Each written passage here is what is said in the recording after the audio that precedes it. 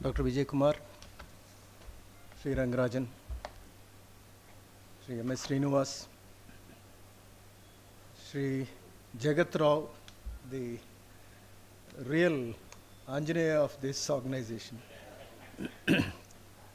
Esteemed friends, ladies and gentlemen. Yes, it is an honor to stand before you and share my ideas, my homework with you. I don't claim any expertise or profound scholarship. I must share in the time frame I have fixed. The entire idea, as Sri Rangarajan very modestly, we wanted to actually show the first CD's 2 or 3 pictures. The many reasons why I was persuaded. I had to persuade myself whether I am fit for the job or not. And then once having convinced myself, having done the homework carefully, we launched the project last year on December 28th, the day on which 72 members met at Mumbai, Bombay then, when the Indian National Congress was formally launched. Absolutely no relationship between the present Indian National Congress and the Indian National Congress, absolutely.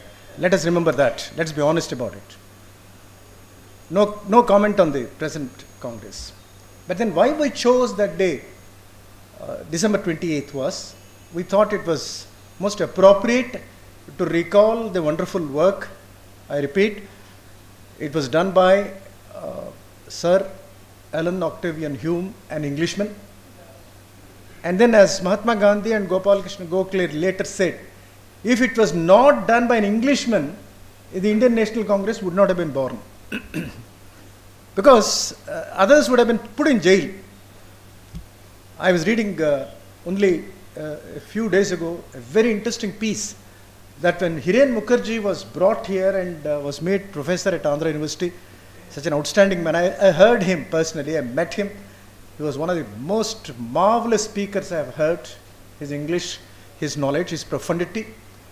And when Hiren Mukherjee wrote a letter to the New Statesman in 1935, the collector of Visakhapatnam wrote a letter to the government that Hiren Mukherjee should be thrown out of Vizag. 2 things happened, because the collector felt that Hiren Mukherjee was a security risk. And then you also know that books on Marx were banned by the university, and House A.R. Reddy was held responsible for banning leftist literature. That's a different thing. Now, the Indian National Congress at the time, December 28th, we chose for the simple reason that Octavian Hume did something that is very relevant today. I am coming to the cultural part of it, which is the real background for this. I am just repeating it. So the first lecture was on the Indian freedom struggle. The second was one day before the Republic Day, the making of the Constitution. And I repeat, please, ladies and gentlemen, Hume was such a wise man, he invited W.C. Banerjee, a Hindu, to head the Congress. And then the first 4 years, the sessions were held Mumbai, Kolkata, Allahabad, Madras. First year, a Hindu, second year, a Parsi, then a Muslim, then an Englishman. The first 20 years, really, the culture of India was shaped. That's my point. The modern culture of India was shaped during that time, and 3 great streams flowed into it. Spiritual streams, or whatever it is. The influence of Tagore, the influence of Aurobindo, and the influence of Vivekananda. These 3 streams strengthened the culture. The cultural foundations of India. Today, sometimes you wonder why so much of agitation, so much of what you call trouble for the people, civil society, civil strife, violence, demonstrations, bunds, etc., etc. What is the strength of the Indian society? Why still we are able to function, we are able to meet, we are able to discuss? There is something culturally important for us to recall. That's why I say this is something very profound. Harindranath Chattopadhyay, Sarojini Naidu's brother, I heard him, I met a wonderful poet and all that. He makes a pointed reference to the impact of two great modern seers on Indian culture and society. Great men have a very beautiful, they are great communicators. Rangarajan gave me the clue also, I will come to that shortly. They are great communicators. When Mahatma Gandhi was asked a question, very embarrassing question, Gandhi was a disciple of Gokhale, and Gandhi was an admirer of Tilak. I mentioned this once in the gathering, in the hall. I am repeating it. And Gandhi was asked a very embarrassing question, who is greater of the two? Like in cricket, like in tennis, like in sport, like in anything for that matter, who is greater of the two? Was Gokhale greater than Tilak or Tilak greater than Gandhi? Mahatma Gandhi, all said and done, undoubtedly, in my humble opinion, the greatest human being that ever lived in this world. Gandhiji very beautifully said, both are great. Tilak is like the lofty Himalayan peaks, awesome, awe-inspiring. You can't climb up it. I hope it is not from, it's okay, we'll manage. In Vizag, such type of recording, my thanks to you again. You are an outstanding, because we have done several recordings, but this gentleman has equipment and also talent. It is not enough if technology you have, you must also be able to manage it, that's what they say. Thank you very much. Now I can proceed, isn't it? Now, the theme today, the 7th in the series, culture and communication. Culture is a very important concept. And one writer very brilliantly said, it is a slippery concept, very slippery. Another expert said it's a chaotic concept. It's a slippery concept. It is a chaotic concept. Not easy to define. There is no common yardstick by which culture of a nation or society can be defined. International Encyclopedia of Social Sciences defines culture as a complex whole which includes knowledge, beliefs, art, morals, law, custom, and any other capabilities and habits by man as a member of society. This is a scientific definition of culture. Social sciences define culture like that. Broadly speaking, a culture is a totality of values, ideas, customs and achievements of a society of people. There are many types of cultures. They are broadly classified as class culture, ethnic cultures. Ethnic cultures include caste, street cultures, subcultures, and club cultures also. You have club cultures, you have the Voltaire club culture, you have the Century club culture, club culture also. Raymond Williams has classified cultures broadly under 3 categories. Culture is an ideal. An ideal means the embodiment of perfect and universal values. Universal values. Universal values, I shall refer to that shortly.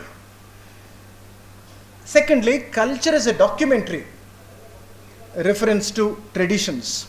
Mr. Rangarajan made a reference to tradition, convention and experience. Often say Vizag culture.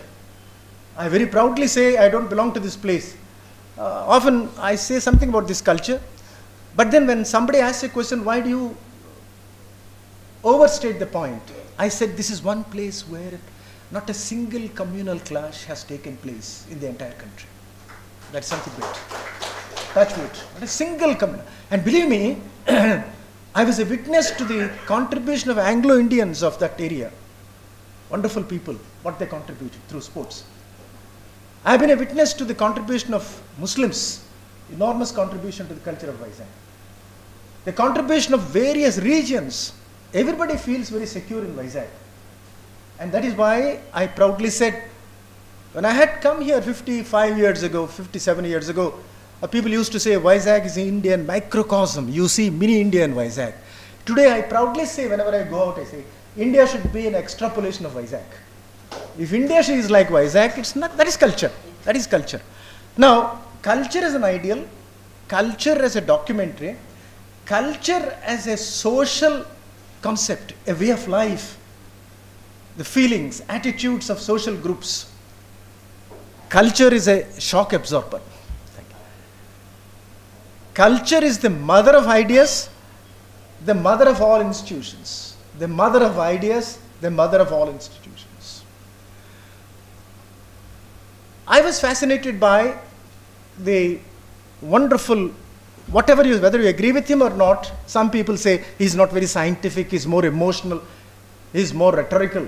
But whatever you say, Swami Vivekananda, Jawaharlal Nehru himself said, he has brought dignity and pride to our tradition. Swami Vivekananda. There's no doubt about it. And Swami Vivekananda says, no country in the world has done so much for the improvement of the human mind as India has done. For the improvement of the human mind. Culture, Indian culture, withstands shocks, not knowledge. Culture levels of social inequality. It is Indian culture that has leveled off social inequality. I began today by making a reference to the pluralistic culture evolved during the early phases of the freedom struggle, thanks to 4 Englishmen, 4 Parsis, 4 Muslims and 4 Hindus. These were the 16 people who really shaped the Indian culture. What you call cultural pluralism today, they were the people who did it. And you must read the speech of Alan Octavian Hume in 1883 when addressed to a university. He said, India is going to be the mother of cultures. And so I referred to 2 great influences. That's where power went off. The influences of spiritual leaders. Tagore was a great influence. And whatever you say, Radhakrishnan and Nehru were one when they said, Tagore is God's gift to India. And at that time, Harindranath Chattopadhyay, I was referring to him, Sarojini Naidu's brother, I heard him. He once sang a poem in Delhi at a meeting in 1952, I heard as a boy. All funny rhymes. My wife has a baby, the baby is divine. People congratulate me, I hope the baby is mine, he said. That was his poem. In 1952 I heard. A very funny man, very mischievous man. And that man brilliantly said, remember 2 great minds are there who made a tremendous impact on our culture. One was Aurobindo, the other was Ramana Maharshi. I shall end with Ramana Maharshi today, culture part. What a brilliant statement. He says, look at the way the poet, I was talking about Gandhiji, isn't it? When Gandhiji very brilliantly said, who is greater between Gokhale and Tilak? Gandhiji said, Tilak is like the Himalayan mountains, lofty, unapproachable, awe-inspiring. Gokhale is like the Ganga, pure, serene, ever-flowing. You take a dip, you are purified. Who is greater? Ganga is great, Himalayas are great, both are great. This is what Gandhiji very beautifully said. So this man, Harindranath Chattopadhyay said, comparing Ramana Maharshi with Aurobindo, what a beautiful line. Sri Aurobindo is a mighty personality. Ramana Maharshi is a mighty impersonality. What a profound utterance. Impersonality. That's a beautiful philosophical utterance. Sri Aurobindo is a mighty personality. Ramana Maharshi is a mighty impersonality. These 2 made an impact on the culture, he said. Now, Swami Vivekananda, the improvement of mind, the uniqueness of Indian culture. If you forgive me, I am reminded of this whenever I think of my friend Dr. Vijay Kumar. He doesn't need my flattery or my praise, only I am reminded of it. He says, service is done by India to the world. What a beautiful. Like the gentle dew that falls unseen and unheard and yet brings into blossom the fairest of roses. You don't see the dew. You don't hear the dew falling. The dew fall is not seen, is not heard. Like the gentle dew that falls unseen and unheard and yet brings into blossom the fairest of roses. India's culture has been a combination and inspiration to the world. Silent, unperceived, yet omnipotent, omnipresent in its effect. It has revolutionized the thought of the world, and nobody knows when it did so, like the Jew. The uniqueness of Indian culture is like the Jew. All that you find is a beautiful rose comes into blossom. How the rose has blossomed into a lovely flower in the morning, it is because of the culture. The world has really benefited from this beautiful contribution, Vivekananda says.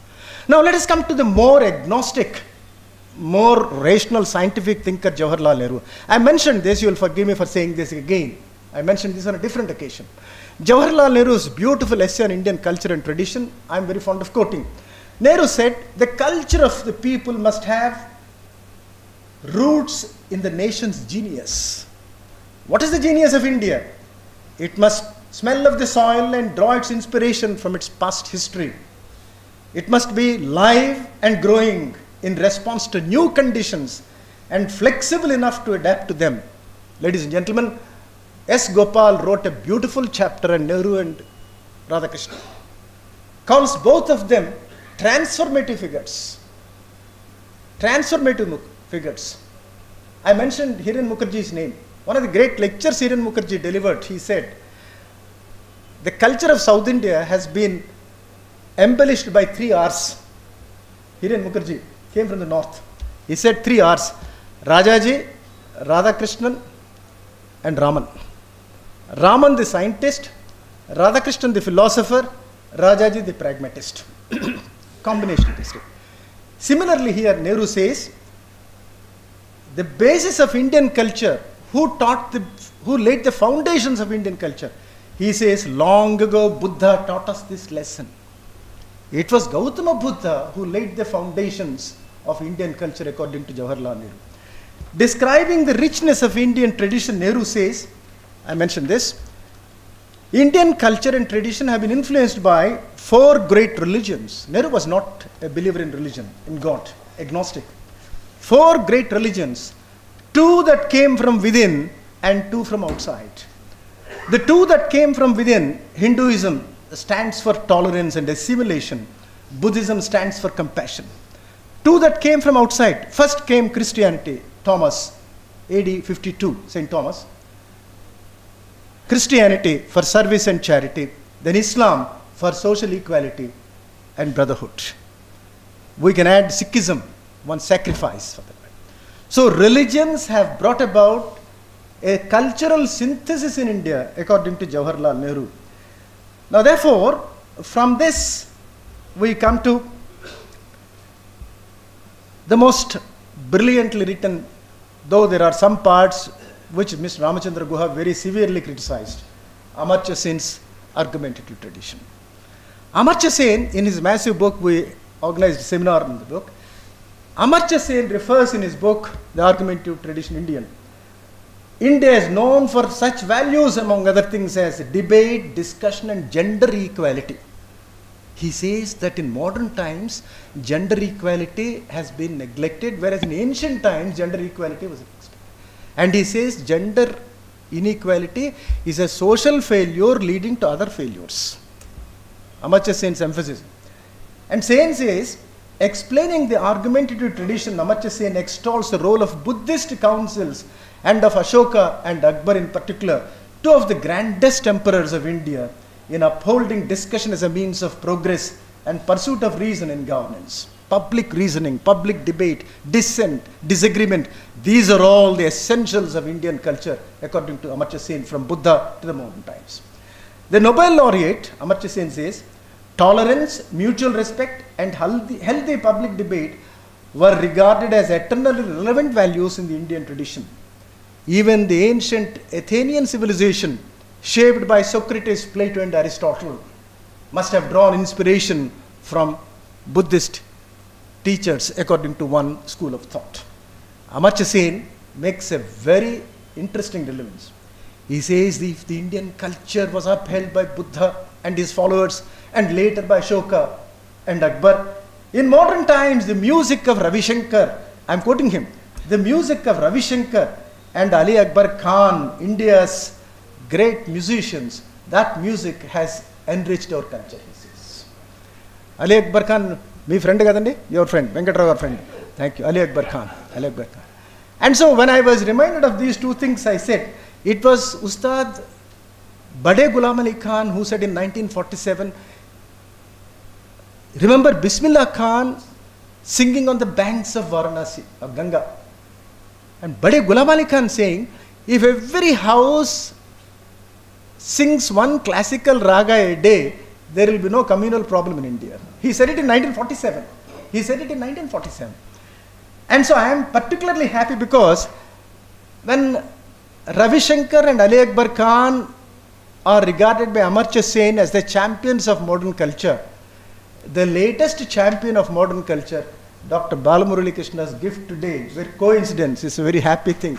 That whether it is L. Subramaniam or Balamurali or A.R. Rahman for that matter, music has definitely embellished our culture. Now, Amartya Sen makes another interesting point. Mana calendars untai kadandi, calendars, mana muhurtam chusta untam muhurtam. Amartya Sen says, Indian culture has been influenced by the calendar. And he says, he calls it very interestingly, the calendrical perspective of Indian culture, Indian civilization and Indian society, because the calendars explain not only auspicious moments and hours, but they also refer to mathematics and astronomy. So the Indian calendar, Panchangam, he praises Panchangam indirectly. The Indian calendar is undoubtedly another instance of culture being strengthened by tradition. And this tradition is centuries old, according to him. Now, therefore, culture today, broadly speaking, is something that is very difficult to define, but Vivekananda, Jawaharlal Nehru, Amartya Sen, and Radhakrishnan, of course, when you go through some of these writings, we find that India does not need to be educated on culture by outsiders. I may also digress and say, commingling of cultures. In 1964, we attended a seminar by a great American historian, Paulkus Sadover at Madras. And Sadover wrote that the greatness of America is commingling of cultures. Commingling of cultures means different cultures became one in America. They all went from Europe. There is no American without a hyphen. They are all called hyphenated Americans. Greek American, Irish American, Polish American, Japanese American, Asian American, African American, etc., etc., etc. Hyphenated Americans. So this commingling of cultures, he said. Then I humbly submitted, sir, this commingling took place in India centuries ago. Because people invaded, we welcomed them. We learned something from them. From every invader, Muslims, Mughals, Christians, or other cultures, we imbibed some values. As Shyam Saran very rightly said, we took from them, we gave something back in return. So this commingling of cultures is known to us. Therefore, one sociologist very rightly said, from ancient times to modern period, values have shaped human quest for peace and progress.